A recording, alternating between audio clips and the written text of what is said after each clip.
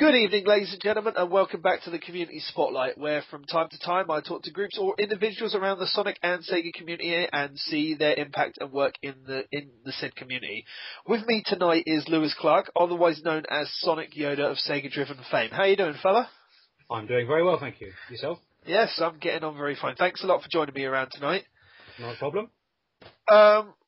Let's get straight into it. And I mean, not a lot of people know. I mean, obviously you do run SEGA Driven pretty much on your own, isn't it?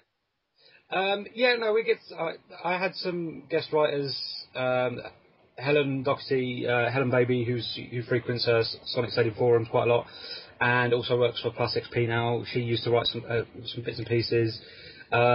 Rory Black, or Rory Jocelyn from obviously Sonic and Sonic Showcase Network back when it was running. He used to do some bits and pieces. He actually did quite a lot of the hardware features on the site, and generally was a really big help when we were setting up initially. So that I have had guest writers in the past, but generally nowadays I'm the one doing the news and the reviews and things like that. So yeah, it's mainly a one-man thing, but I have had some input from other people from time to time. Oh, that's cool. That's cool. How exactly did you coming up with SEGA Driven, and what you decided you want to show on it? Because I mean, you don't go toe to toe with some of the bigger sites, and I mean that's not really a thing. But you do spotlight a lot, like the fan games, which a lot of the other sites don't do as well. So I mean, how did that all come about, and what direction did you decide to take it in? Well, I originally used to run a site which was the same name as my username, Sonic Yoda, which was Sonic exclusive. I did that for about 5 years, I think, and then got a little bit disenfranchised with Sonic. Wasn't enjoying it as much as I used to. Things like Sonic 06 were coming out, so I was a little bit at a low point there. I wasn't finding the fun in it anymore. And but I was already running a sub-site called Mega Driven, which was exclusively Mega Drive stuff or Mega CD and 32X, so it was all like sort of the 16-bit era. And then it seemed to be an amalgamation of the two. So some of the Sonic stuff came over, and I took the existing Mega Driven site and just put a Sega spin on the whole things, and then now we look at everything. The big inspiration is a website called Sega16.com. I think, honestly, it's one of the most helpful sites I've ever used. It's just this huge database of reviews for Mega CD games, Mega Drive, 32X games, and loads of exclusive features and interviews and stuff. It's just a really, really good website, and that's kind of the one I look up to. So yeah, that's kind of the spin I put on the site. And like you say, I don't really go toe to toe with the big ones. It's just I've always done it as a hobby. I do it because I like doing it. I've never really kept my eye on the counter too much and seeing who's coming in and what's taking people's fancy and stuff. I just enjoy it. I wouldn't keep doing it if I didn't. So yeah, that's the plot behind it, really. Well, yeah, no, that's good to hear. I mean, it's always good to hear where certain websites pick it, because everyone always has a different origin story, don't they? I mean, how they came into it.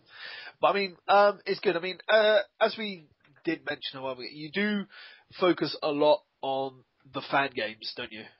Yeah, no, totally. I like to. I mean, everybody likes to see what the fan scene's doing, whether it's artwork or music or.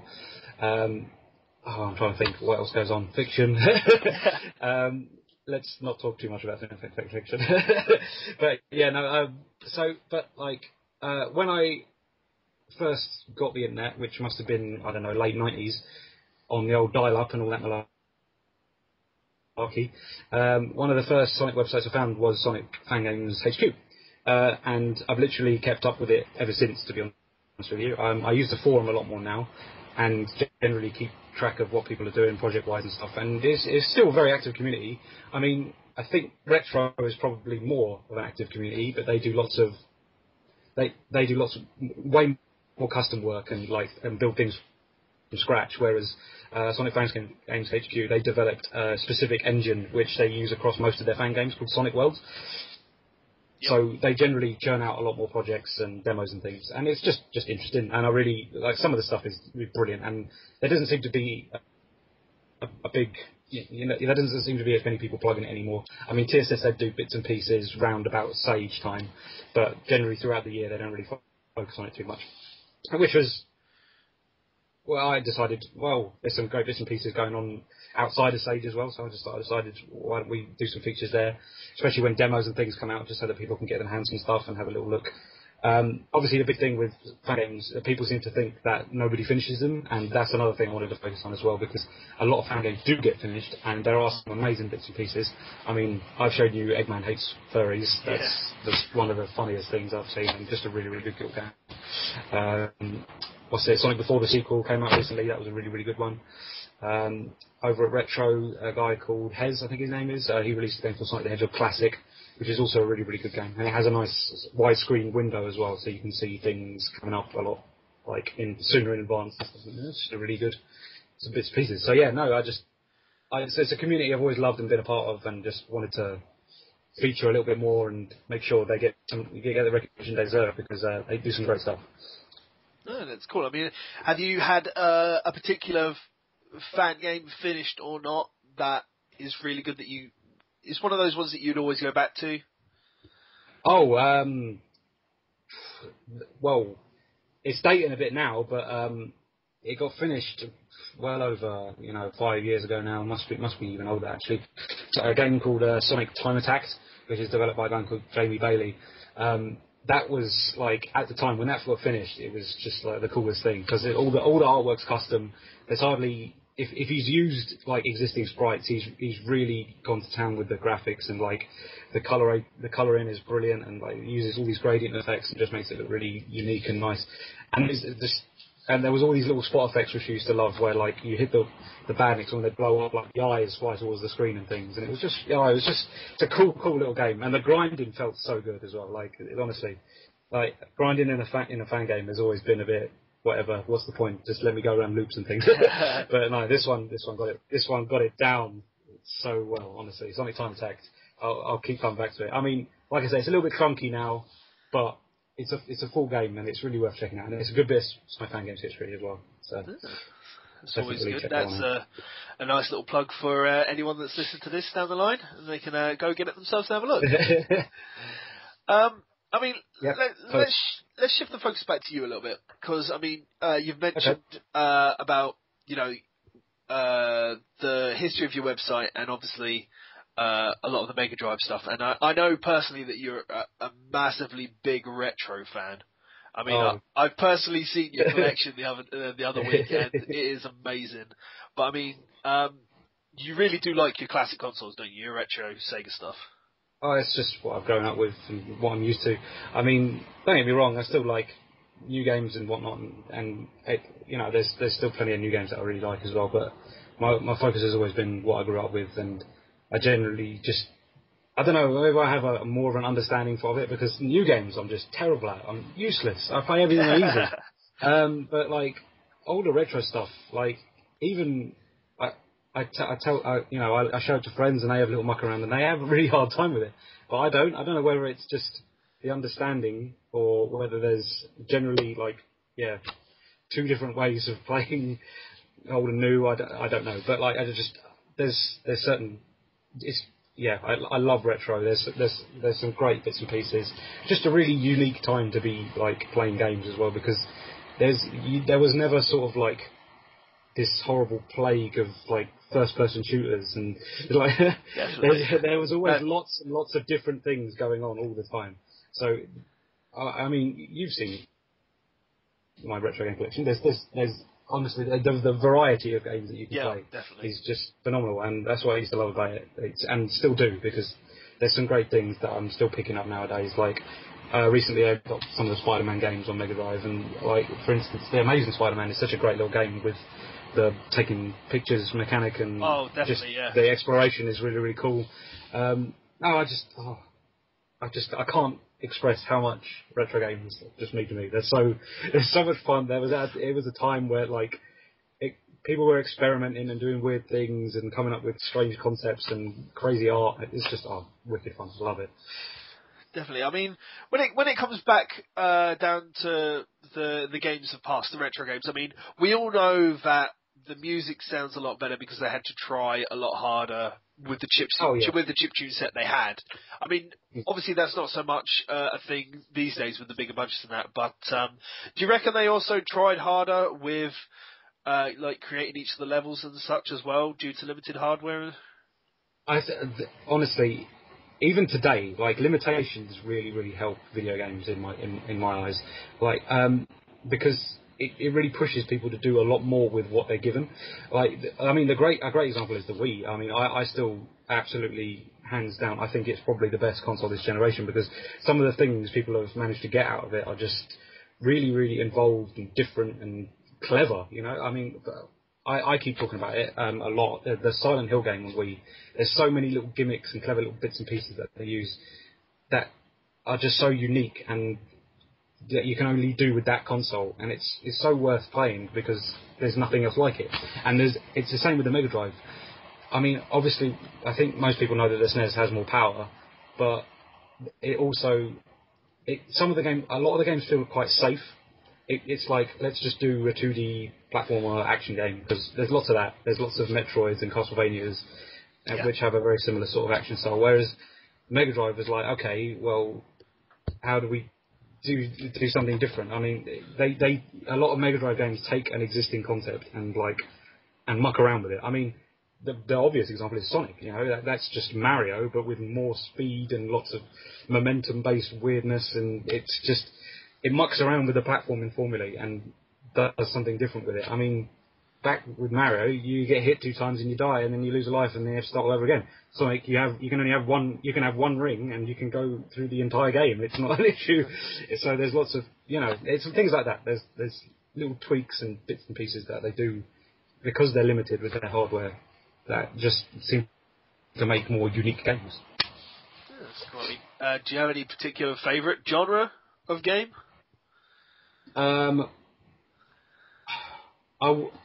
This time last week, I would have probably said, racers, maybe. But at the moment, I'm really, really into my platformers, I've got to say. And I mean, we're going to be doing a feature on SEGA Driven soon, which I'm not going to reveal too much of, but I hadn't realised how many great platformers there are that aren't Sonic. There's so many good ones. Earthworm Jim, Castle of Illusion, Mickey Mania. What's it? I've got a soft spot for Tailspin, I've got to say. It's a bit naff, but it's a good game. I'm trying to think. Oh, there are quite a lot. El Viento I really like. That's a cracking one. Oh, Spider-Man, obviously. Yeah, definitely. Ristar, yeah, God. I suppose, could you Comic Zone, maybe? More of a brawler. No, it's more of a brawler, but it's got that platforming element to it, hasn't it? Yeah, so. But no, mate, and again, like, the range of, even though I've listed a lot of platformers, like, what's going on in each of those games is so different. I mean, Comic Zone has the whole panel mechanic and lots of bits going on, like, the gameplay's different in each panel, whereas, there's an overarching brawling element to the whole thing. And then Ristar's got the stretchy arms and the spinning and flying off in different directions and just, oh, God. Mega Drive is so good! Going back to the feature event, obviously what's happened recently is obviously you've started doing your roundtable reviews. Now, I mean, at the time of this interview, there's been 2. You've had your racing one. Yep. And there was the RPG one, wasn't there? That's the one. Yep, that's correct. I mean, obviously there'll probably be more to come as it goes along. I mean, have you felt these have been come across recently? Because it's a big step with drawing everybody into the community. Sides. Well, I mean, we've got a nice little fan base going on now, a nice little collection of friends that I can call to for things like this, and it just seemed nice to be able to do something original, and because most of my original content comes from reviews, so it was nice to do something feature based that was a little bit different to what we usually do, and get more people involved. It's just nice to have to collate lots of opinions and generally just look at things a little bit differently and see it through different people's eyes, and it's just been I've had a lot of fun collating that feature and seeing what everybody's written, and it's and it yeah, it's just really it's a really good feature. I think it comes across that people are enjoying writing about their chosen game, and that that there's a bit of a laugh to be had with that feature. And no, there's some really good content in there as well. Some of the pieces are actually fantastic. Like they could be pieces on their own. I mean, like they're full features, a lot of the stuff, and it's condensed into this one massive feature. Yeah. But no, it's been one of the cooler little projects that the site's got going now, and I'm really looking forward to continue it because it's just nice to have an outlet where everybody can put in their 2 cents and have a little bit of fun with it. So yeah, no, I've been enjoying that a lot. Definitely, because it's. I mean, in my mind, it's always good to have something that brings the community together.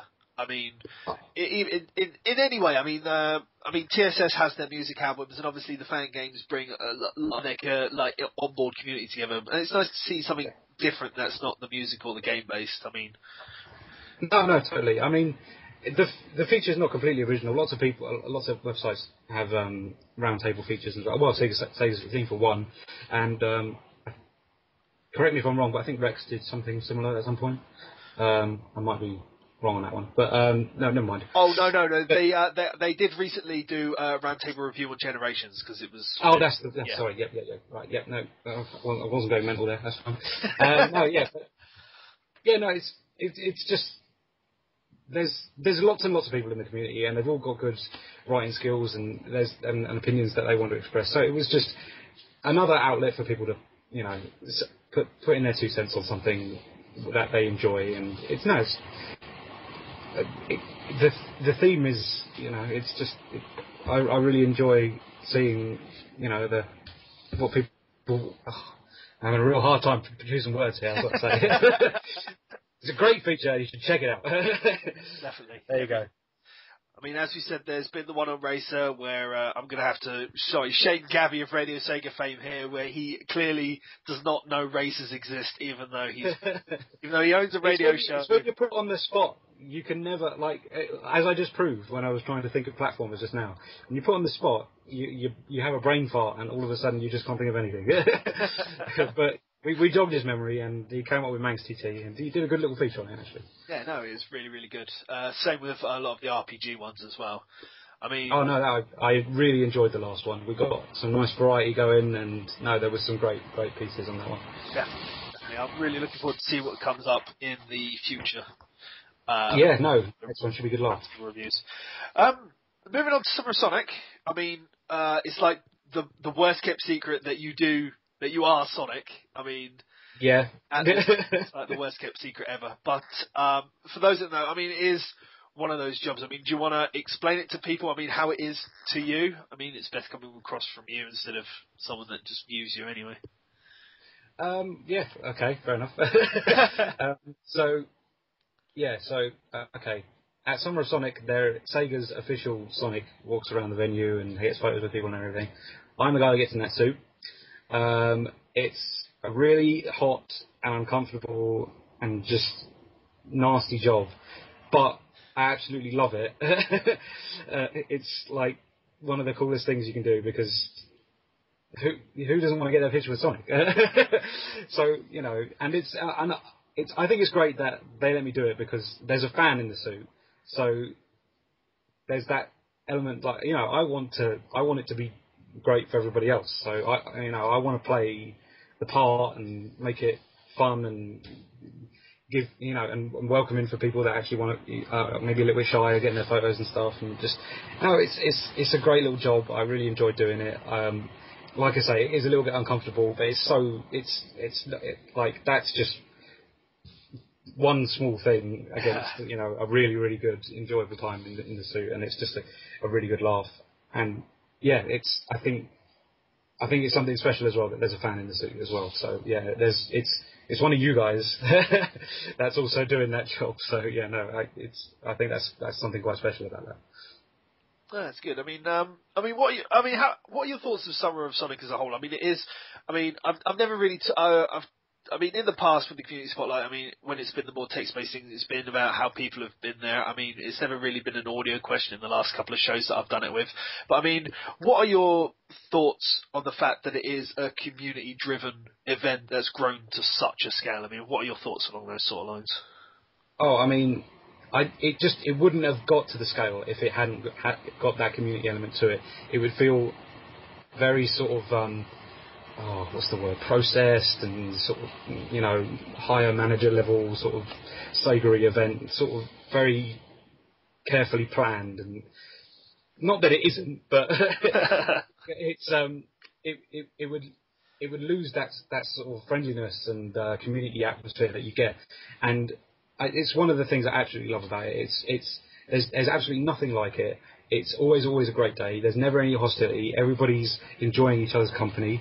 People make new friends that they speak to for years and years and years. And like, I mean, me and you is a good example of that. So you know, it's just it is a great event. And I'm really glad it exists and still exists. And I actually cannot wait for the next one because it's always good fun. And regardless of the heat, it's totally worth going for and experiencing, and generally feeling a nice, friendly vibe that everybody seems to emanate that on that day. It's a really good fun, and you get to be fanboys and and have a little bit of a gush moment over, you know, what your favourite game is, or, you know, who's the celeb on stage. Oh, well, let's ask them a question. It's just it's great. You get you decrease in age by a good 10 years, and have, you know, your inner child comes up and has a bit of a laugh. So yeah, no, it's a great day. I really enjoy Summer of Sonic, and I'm glad it exists, and I hope it continues to, especially with the community driven aspect of it, because that's what really puts it apart from other expos and things like that. Yeah. Which feel very managerial, strict, and managed, you know, in a very strict way. No, definitely. I mean, SOS has always been a really good thing. I mean, I obviously missed 08. I was gonna go, but I forgot about it. But I mean, my first one was 09, and I met.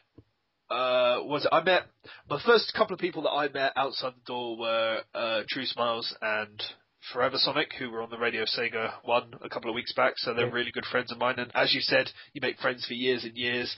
I mean, back in 09, we're looking 3 years later already, and it's such a thing. You make, if you go out just that little bit, I mean, just the fact that everybody's just, the one thing they've all got in common is just one spiny blue hedgehog and his friends, and totally. Just opening up. It's so amazing sometimes. I do completely agree. It's just one of those things that just, it changes your life. It really does. No, I'm glad we have an outlet like that, because you know, otherwise it's literally forums and not actually getting to really know someone, and, you know, it's a completely different kettle of fish when you meet someone in the real world and actually converse and, you know, discover what each other are like. And it's just that, honestly, I've made some absolutely great, like, really long-lasting friendships out of going to Summer of Sonic and knowing this, and through the Sonic community in general. So that aspect of the Sonic, you know, arc is one of the best. Maybe the games aren't brilliant all the time, but goddamn, the community is so damn good. No, that's really kosher. Cool. No, that's cool. Is there anything you want to talk about? I mean, generally, we've gone over fan games, we've gone over your site, we've done Summer of Sonic itself as well. One of the other things you do, I mean, I must say, is, I mean, you do have a band that you are part of. I know it's not Sonic or Sega, but you, I mean, you're part of a band called Pigeons of Death, which is... That is correct, yeah. Do you want to talk a little bit about that? Well, you can do.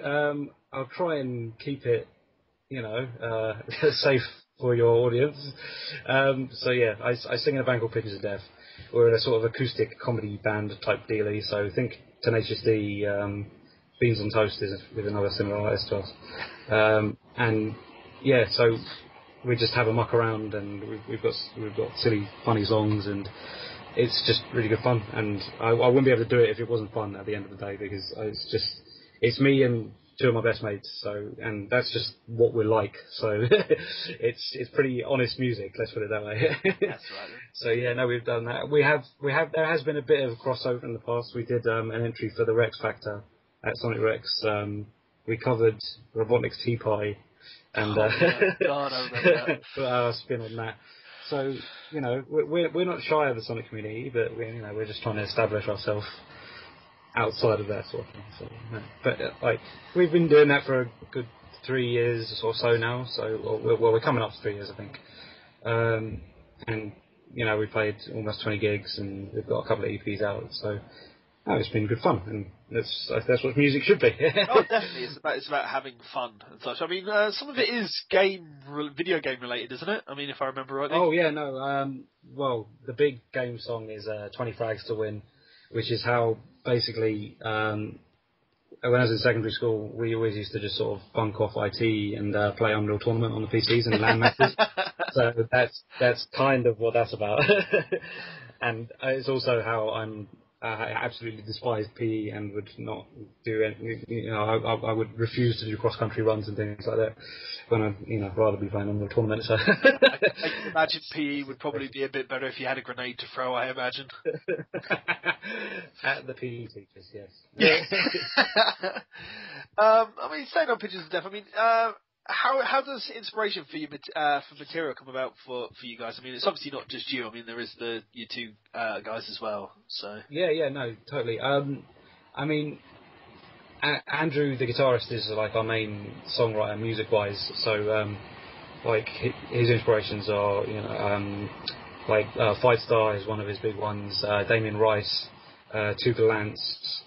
So yeah, I mean, it's the rocky element doesn't come through as much as it could because we're obviously acoustic. But so Tuga Lance and Damien Rice are they're sort of stripped down bluesy and acoustic stuff. But as for me, like inspirations lyric-wise, there's a band called Sludge Feast who are absolutely like obsessed with video games, and you should probably check them out. They swear a lot, but they've got an album called Virtual Rock, which is like loads of Sega-inspired songs. Like there's an Outrun song, there's a Thunder Force song, and like just his mentality and just his middle finger up attitude is I absolutely love the way he does his thing.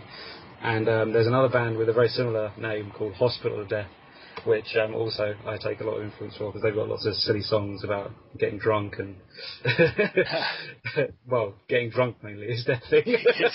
So yeah, but they've done a cover of Lion's Transformers theme. Oh, really? Which is just fantastic. I'll send that your way if you haven't heard it. As long as it's better than the Black Lab one, I must say. Oh, trust me, it's good, man. You'll like it. But yeah, so they're another sort of silly band that I take inspiration for lyrically and stuff. But yeah, so that's kind of the thing. That's cool. Is there anything else that you actually want to bring up? Because I think I've gone over pretty much everything that I have. I mean, we've fired through this. Well, it's not so much that. It's a solo one-to-one interview doesn't have as much as a group interview. Because obviously, yeah, no, that's fair enough. But I mean, is there anything you want to talk about in particular? I mean, well, I wouldn't mind giving some shout-outs to the Sonic Stadium and Emerald Coast because, like, I'm glad. Like if we're going to talk about Sonic, then I need those are two of my absolute favourite sites, and I think they're really flying the flag for the Sonic community at the moment. I mean, when I was running Sonic Yoda, the Sonic Stadium and another website called Sonic HQ were always like the big sites that I looked up to and wanted to I wanted to have that much info and data on the games and stuff and all the cheat codes and everything, and I just they were. They were the real established sites, and it was if you had as much stuff as them, that was always like the goal. So I'm glad they still exist and they're still like flying the flag for the Sonic community because we need websites like that, regardless of what. There seems to be a lot of flack towards their forums sometimes, and it's completely unnecessary at the end of the day. It's your forum is only as good as your users, so that can never be put the blame on the Sonic Stadium. So true. I mean, I think this is something that come up in a different particular line is that every little corner of the internet has their own community side, and I mean same as it's with the Sonic sites as well. They've all got their own little community, and even though everyone jibes at each other, it all comes together, and it's amazing at the end of the day, and that's what matters. No, I mean there needs to be less hostility, I think, towards rival websites, because if you didn't have them, you wouldn't want to do what you're doing, and you should really embrace each other's work. And you can. There's always collaborations and things that are available to you. I mean, like through things like we're doing with the roundtable. It's great to have input from other people and generally, form friendships and things through that sort of thing. So don't hate, appreciate. Wise words, if ever I heard them, I must say. That's generally. I just wanted to put my 2 cents that way. So. No, that's definitely cool. I do think we are about done. I mean, it is one compared to the rest of it, but I mean, to say it's still been a good one. Sure, whether or not it's still a different side of the other guys that we've seen. Thanks for having me and having a chat. No worries. It's always fun. Before we go, do you just want to do a quick shout out of links that people can get in touch with you and see and blah blah blah? Yeah, certainly. So obviously the main website I run is SEGA Driven, and you can visit that at www.segadriven.com. If you want to follow us on Twitter, we're also at SEGA Driven. We're also on Facebook, which I think is just facebook.com/SEGA Driven. I could be wrong, but I'm sure you can search for us and find that quite easily enough. Give us messages, give us feedback. It's always nice to hear from people who are visiting the site and things like that. There's not an awful lot of that happens on my comment sections and things, so it's nice to see that people are visiting, and if they've got ideas and things they'd like to see, then I'd really like to hear it. I want to get some community going, and it's nice to hear from people and get some feedback. So definitely check us out. If you want to follow me personally on Twitter, then there's at Sonic Yoda. But be prepared for bad language and me talking about hard rock and heavy metal quite a lot. There is that. We spoke about a band as well, so you probably should go to pigeonsofdeath.wordpress.com. That's our main website, and you can keep in touch with everything there. We've got some free MP3s and bits and pieces, and there's all details of our other music and gigs and so forth. Have they got a Twitter link as well for them? Yes, at Pigeons of Death. So yeah, nice and easy. No, that's cool. So that's cool. That's everything. Another shout out just to Lewis for joining me tonight. It's been fabulous having him on. It's been something I've been meaning to get done for a while, and it's always Thanks good to for hear having from us, him. man. No problem, mate. Anytime. All the links that you've just heard will be in the drop-down box below. Do go check it out. SEGA Driven is amazing. There's a lot from it in the past. There's a lot coming up as well.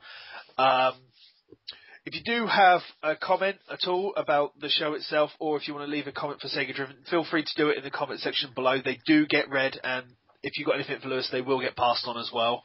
We do chat quite a bit, so I'm quite sure he'll keep an eye on it as well himself for this one. But yeah, it's been great having you here, Lewis. Yeah, thank you very much for having me. No worries. And that's good night from me, and good night from Lewis. Good night. Good night. And I'll catch you next time all on the Community Spotlight. Farewell, guys.